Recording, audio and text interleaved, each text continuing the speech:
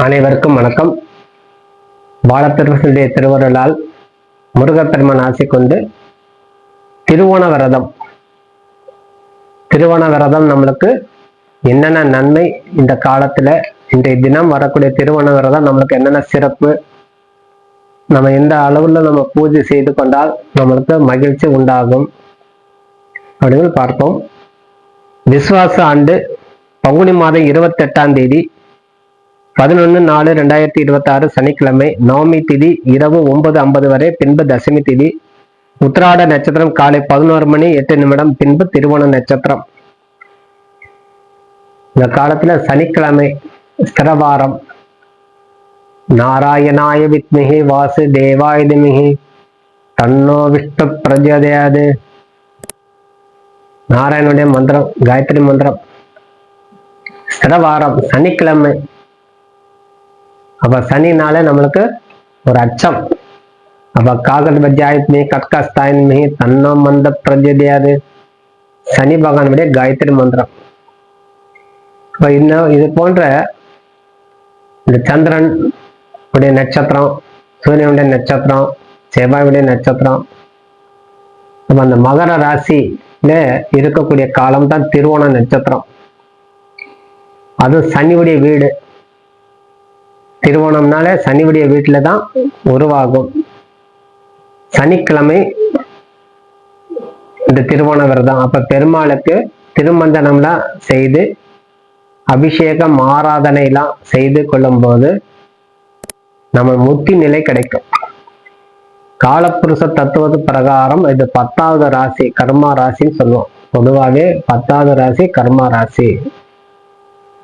மறுமுறை சொல்லணும்னா தொழில் ராசி. தொழில் நல்லா அமையணும். 10ஆம் இடத்துல நல்லா இருந்தால், நல்ல கிரகம் தான் நல்ல தொழில் அமையும் சொல்லும்.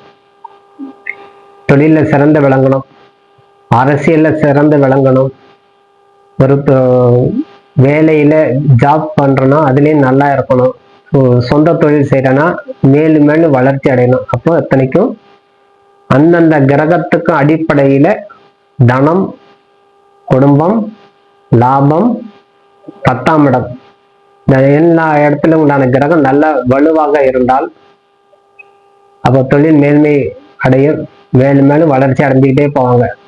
சின்ன பெட்டி கடை வச்சாயா, ரோட்ல வச்சான், இன்னைக்கு நிறைய பிரான்ச் வச்சுட்டார், நிறைய இடத்துல கடை வைக்கிறேன்னா காரணம் என்னன்னா அந்த காலத்து அந்த கிரகத்துண்டான வலு அவருக்கு ஆட்டோமேட்டிக்கா அதை தூக்கி விடுது. பொட்டி கடையாக இருந்த கடை இன்னைக்கு மாளிகை ஆயிடுச்சு. அவன் மாளிகை ஆகுது அவ்வளவு சீக்கிரம், எவ்வளவு அசுர வேகம் அப்படின்னா அது தானாவே அந்த முன்னேற்றத்துக்கு நல்ல வழி கிடைச்சிரும். அடுத்து அடுத்து அடுத்து அடுத்து அவனுக்கு அந்த புத்தி வேலை செய்யுது, அந்த நன்மை உண்டாகுப்பா. சனிக்கிழமை தோறும் விரதங்கள் இருந்து நாராயணனை போய் பூஜை செஞ்சுட்டு வரணும். அதுலேயே சிம்ம ராசிக்காரர்களுக்கு நல்ல விரதம் இருந்து வரமும் நல்ல பலன் கொடுக்கும். கடக ராசிக்காரங்களுக்கு நல்ல பலன் கொடுக்கும். அதே போல் மேஷ ராசி, விருச்சிக ராசிக்காரங்களுக்கு நல்ல அருமையான பலன் கொடுக்கும். அடுத்து மகர ராசி, கும்ப ராசிக்காரங்களுக்கு இந்த பெருமாளை வழிபாடு செய்து கொள்ளும்போது இன்றைய தினம் ரொம்ப சிறப்பாகும். அப்ப அந்த 6 ராசிக்காரர்களுக்கு ரொம்ப அருமையான காலம். அப்போ மகரம், கும்பம், மேஷம், விருச்சிகம், கடகம், சிம்மம் இந்த ராசிக்காரங்களுக்கு இந்த திருவோண விரதம் இருந்து வரும்போது பெருமாளுடைய அனுகிரகம் பரிபூர்ணமா கிடைக்கும். இந்த காலத்துல ஏதாவது ஒரு சிறப்பு வாய்ந்த ஸ்தலத்துக்கு போயிட்டு வாங்க.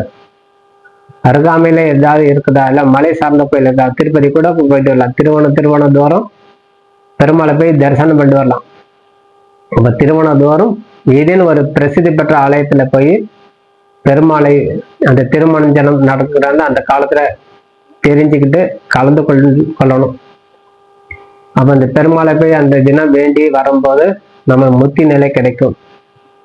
அப்ப அதனால நம்மளுக்கு சூரியனுடைய நட்சத்திரம், சந்திரனுடைய நட்சத்திரம், செவ்வாயுடைய நட்சத்திரம், சனியுடைய ஆட்சி வீடு அனைத்தும் கொடுக்குறாரு. இந்த பெருமாளைக்கு இந்த தினம் விஷ்ணு சகஸ்ரநாமம் சொல்லிட்டே வரணும், நல்லா பாடணும். சாந்தாகாரம் புஜங்க சயனம் பத்மநாபம் சுரேஷம்ங்கிற மந்திரம் சொல்லிட்டே வரணும். விஷ்ணு சகஸ்ரநாமம், விஷ்ணு விஷ்ணு வஜத்காரம் பூத பூத பவஸ்வதுங்கிற மந்திரம் அந்த விஷ்ணுவை மனதார வேண்டிக்கிட்டு வரணும். அப்ப அந்த விஷ்ணு பகவானை மனதார சேவிச்சு சேவிக்க சேவிக்க சேவிக்க நம்மளுக்கு வழிபாட வழிபாட வழிபாட நம்ம வாழ்க்கையில கோடீஸ்வர யோகம் கிடைக்கும். அதனாலதான் எல்லா கடையில பார்த்தா பெருமாள் படம் பெருசா வச்சிருப்பாங்க. முருகன் படம் கிடையாது, பிள்ளையார் படம் கிடையாது, அம்பாள் படம் கிடையாது, சிவன் படம் கிடையாது, பிரம்மா படம் கிடையாது, நவகிரகம் படம் கிடையாது. ஆனா பெருமாள் படம் பெருசா வச்சிருப்பாங்க. ஏதேன்னு ஒரு பெரிய பெரிய கம்பெனிலாம் போனோம். அப்ப செல்வம் கொடுக்கணும். அப்ப செல்வம் இல்லைன்னா நம்மளுக்கு யாரும் மதிக்க மாட்டாங்க. இந்த காலத்துல இந்த லோகத்துல இருக்கக்கூடிய ஒரே ஒரு இது, செல்வம் இல்லைன்னா ஒண்ணுமே இல்லை. அப்ப பொருள் இல்லாததுக்கு இவ்வுலகம் இல்லை, அருள் இல்லாததுக்கு அவ்வுலகம் இல்லை.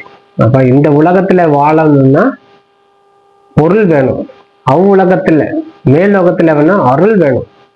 அதுதான் சொல்லியிருக்காங்க, பொருள் இல்லாதவர்களுக்கு இவ்வுலகம் இல்லை, அருள் இல்லாதவர்கள் அவ்வுலகம் இல்லைன்னா. அந்த உலகத்துல கூட நம்மளுக்கு தெய்வத்தின் துணை இல்லைன்னா, இந்த காலத்துல மனிதனாக இருந்து இறைவனை சார்ந்து நம்ம வாழலைன்னா மேலோகம் போனாலும் அங்க நம்மளுக்கு நல்ல மதிப்பு கிடைக்காது. அதனால எல்லா இடத்துலையும் நம்ம மதிப்பு பெற்று வாழணும். அப்ப இந்த உலகத்துல வாழணும், இந்த உயிரோட வாழணும்னா செல்வம் வேணும். செல்வம் தான் நம்ம எல்லாரும் மதிச்சு வருவாங்க. எல்லா ஊரும் அண்ணன் தம்பி மாமா மச்சான் சொக்கரங்கள எல்லா ஊரும் சேர்ந்துடும். அதே மாதிரி மேல் உலகத்துல நீ எந்த அளவு நீ வழிபாடு செஞ்சிருக்கிற, எந்த அளவு இறைவனுடைய சக்தி உனக்கு இருக்கு, அந்த தகுந்தபடி அங்கேயும் ஒரு மரியாதை கிடைக்குது. அதுக்காண்டிதான் பெரியவங்க சொல்லியிருக்காங்க. அதனால செல்வத்துண்டான சிறப்பு அடையணும். அப்போ நம்மளுக்கு இந்த பெருமாளுடைய வழிபாடு, நாராயணா நாராயணா நாராயணங்கிற வழிபாடு தவறாம செய்யணும்.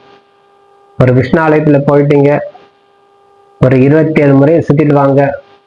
எந்த போன் கால் வந்தாலும் எடுக்காதீங்க. ஓம் நமோ நாராயணாய நமோ நமஹங்கிற மந்திரம் சொல்லிட்டே சுத்திட்டு வாங்க. நிறைய உங்களுக்கு சுலபம் தெரிஞ்ச சொல்லுங்க, ஒன்றும் பிரச்சனை இல்லை. எனக்கு எதுவுமே தெரியலன்னா ஒன்றும் பயப்பட வேண்டாம். ஓம் நமோ நாராயணாய நமோ நமஹ, ஓம் நமோ நாராயணாய நமோ நமஹ, ஓம் நமோ நாராயணாய நமோ நமஹங்கிற மந்திரம் தொடர்ச்சியா சொல்லிட்டே அந்த ஆலயம் பிரதட்சணை வந்துட்டே இருங்க 27 முறை. கடைசியில கொடி மரத்துக்கு முன்னாடி ஒழுங்கு நமஸ்காரம் பண்ணிட்டு பெருமாளுக்கு நன்றி சொல்லிட்டு வாங்க. ஐயா, உனக்கு வழிபட்ட எனக்கு நல்ல வாழ்க்கை கொடு, என்னால முடிஞ்சது உனக்கு செய்து வரேன் அப்படின்னு சொல்லி வேண்டிட்டு வரும்போது கைமேல் பலம் கொடுக்கும். அதனால இந்த விரத காலத்தில் நம்ம முறையாக பயன்படுத்தி கொண்டு இறைவனை அணுகும் போது லட்சுமிகரன் நம்மளுக்கு தானாவே வந்துடும். பெருமாள் ஒரு கடைக்கன் பார்த்தா லட்சுமி தேவி உடனே எந்திரிச்சு வாரி வழங்கிடுவா. லட்சுமியுடைய பார்வை ஒரு கண் பார்த்தாலே, ஒரு பார்வை பார்த்தா குபேர சம்பத்து நம்மளுக்கு கிடைச்சிடும் சொல்றோம். அப்ப குபேர சம்பத்து கிடைக்கணும்னா அதான் சொல்ல, எளிமையாக இருந்த வாழ்க்கை வலிமையாக ஆயிடுச்சுன்னு சொல்லும். அதான் கொஞ்ச நேரம் முன்னாடி கூட சொல்லும். ஒரு பிளாட் பாரத்துல கடை வச்சவங்க கூட இன்னைக்கு மாளிகையில வியாபாரம் பார்க்கிறார், பெரிய மாலே வச்சுக்கிட்டார், பெரிய கம்பெனி வச்சுட்டாருன்னா காரணம் என்ன? அந்த வலிமை, இந்த வழிபாடு, முன்னோர்கள் செஞ்ச வழிபாடு, அந்த ஜென்மத்துல செஞ்ச வழிபாடு அந்த மறு ஜென்மத்துல அது கொடுக்குது, மறுபிறவில கொடுக்குது சொல்லும் பேசிக்கலாம். அப்ப நம்ம வாரிசுகளுக்கு அது கொடுக்குறோம், அதான் மறுபிறப்பு. அப்ப கஷ்டப்பட்டாலும் அந்த காலத்துல இறைவன் துணை இருந்துகிட்டே இருந்தாலே, நான் எந்த வேலை செய்யணும், நீங்க வண்டியில போங்க, இந்த காலத்துல ஏதாவது ஒரு மந்திரம் சொல்லிட்டே வண்டி ஓட்டுங்க. மாய சக்தி நிறைந்த உலகம், மாயையால் சூழ்ந்த உலகம், அத்தனை நம்ம கடக்கணும்னா நம்மளுக்கிட்ட இருக்கக்கூடியது ஒன்னே ஒண்ணு, பேலன்ஸு, நாராயணனை சார்ந்து இருப்பதே. அதே அளவு கருடனை சார்ந்து இருக்கணும். கருடனை வழிபாடு யாரு தவறாம செய்து வராங்களோ, அந்த பட்சி ராஜன் சொல்லக்கூடிய கருடனை எந்த கிரக பீடை நம்மளுக்கு அணுகாது. ராகு தோஷம், கேது தோஷம், சனி தோஷம் நம்மளுக்கு ஒண்ணுமே தொடாது. பயமே இல்லாம வாழலாம்.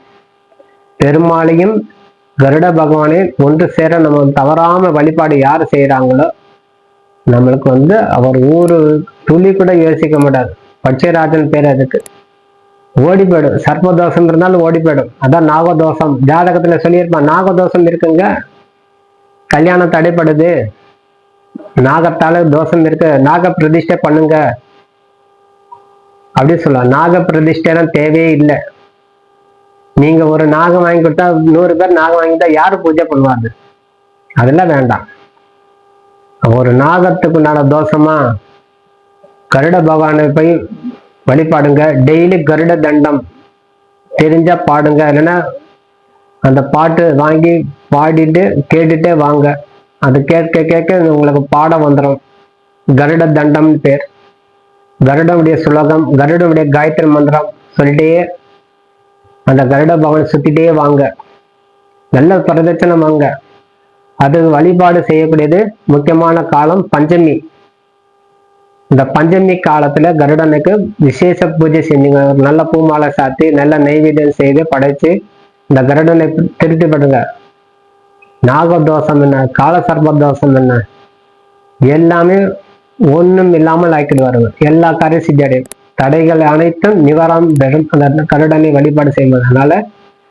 பெருமாளையும் கருடனையும் வழிபாடு செய்யும் இந்த திருவோண நட்சத்திர அன்றைய தினம் பெருமாளுக்கு சேர்த்து தீபம் ஏற்றி மனதார வேண்டிட்டு வாங்க. நல்லெண்ணெய் தீபம் தான் ஏற்றணும். பெருமாளுக்கும் கருடனுக்கு நெய் தீபம்லாம் தேவையில்லை. ஆகவே அந்த தீபம் ஏற்றி வழிபாடு செய்யும்போது கைமேல் பலம் கொடுக்க சொல்லி விடைபெறுகிறேன். நன்றி வணக்கம். ஜெயபாலா ஜெயபாலா. வாழ்க வளமுடன். நன்றி வணக்கம்.